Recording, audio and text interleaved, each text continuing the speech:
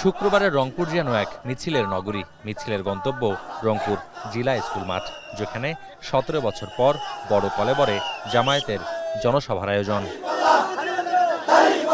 জনসভার নির্ধারিত সময় বিকেল ৩টা হলেও জিলা স্কুল মাঠ জনসমুদ্রে পরিণত হয় জুমার নামাজের আগেই। সভা ময়দানেই নামাজে শামিল হন দলটির নেতাকর্মীরা। এরপর একে একে মঞ্চে আসতে থাকেন দলের কেন্দ্রীয় নেতারা। জনসভার মঞ্চ থেকে নেতাদের বক্তৃতায় উঠে আসে আওয়ামী লীগের বিচার, সংস্কার ও আগামী সংসদ নির্বাচন। এ সমাবেশ থেকেই নির্বাচনের আনুষ্ঠানিক যাত্রাও শুরু করল জামায়াত। রংপুর বিভাগের ৮ জেলার ৩৩টি আসনে কারা লড়বেন দলীয় প্রতীকে ঘোষণা করা হয় তাদের নাম।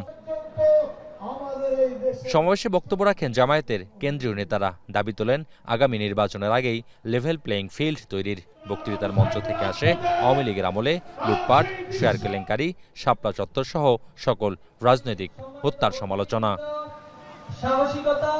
বর্তমান সরকারের সমালোচনা করে জুলাই ঘোষণাপত্র না দেয়াকে সবচেয়ে বড় ব্যর্থতা বলে অভিযোগ করেন শিবিরের কেন্দ্রীয় সভাপতি।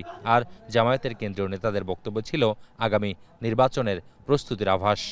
অনতিবিলম্বে জুলাই আগস্টের স্বীকৃতি দিয়ে, শহীদদেরকে স্বীকৃতি দিয়ে, জুলাই আহতদেরকে স্বীকৃতি দিয়ে, জুলাই যোদ্ধাদেরকে স্বীকৃতি দিয়ে ঘোষণাপত্র প্রকাশ করতে হবে।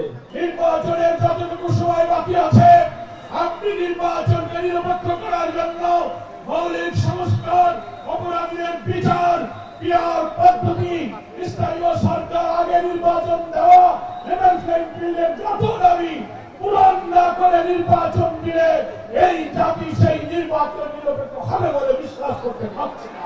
এদিকে নিজের মুক্তির মাধ্যমে জামায়াত দায়মুক্ত হয়েছে মন্তব্য করে আওয়ামী লীগের আমলে কারাবন্দী অনেক নেতাকে বিনা চিকিৎসায় জেলখানায় হত্যা করা হয়েছে বলে অভিযোগ করেন জামায়াত নেতা এটিএম আজহার। প্রধান অতিথির বক্তব্যে দেশের বর্তমান অবস্থায় সুষ্ঠু নির্বাচনের কথা কল্পনাও করা যায় না বলে একই সভায় মন্তব্য করেন জামায়াতের আমির ডাক্তার শফিকুর রহমান। শেকড় থেকে শিখরে আমি কোনো অপরাধের সাথে জড়িত ছিলাম না, কিন্তু আমাকে সে অপরাধী বানানো হয়ে গেল।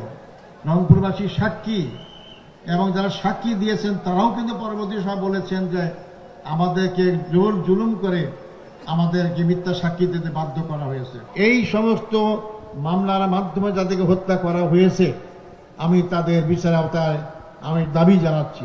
সুষ্ঠু নির্বাচনের কল্পনাও করা যায় না। সুষ্ঠু নির্বাচনের জন্য কতগুলো মৌলিক সংস্কার অবশ্যই করতে হবে। আমরা সেই সংস্কারগুলোর কথা বলেছি। আমরা ওই সংস্কারও আদায় করে ছাড়ব এবং সুষ্ঠু নির্বাচনও আমরা ইনশাআল্লাহ আদায় করে ছাড়ব। কেউ যদি আওয়ামী ফ্যাসিবাদ আমলের নির্বাচনের স্বপ্ন দেখে থাকেন, আমরা বলবো মহান আল্লাহর সাহায্যে আমরা সেই স্বপ্নকে দুঃস্বপ্নে পরিণত করব ইনশাআল্লাহ। বক্তব্যে মব কালচার নিয়ে জামায়াতের আমির বলেন তার দল মবকে সমর্থন করে না।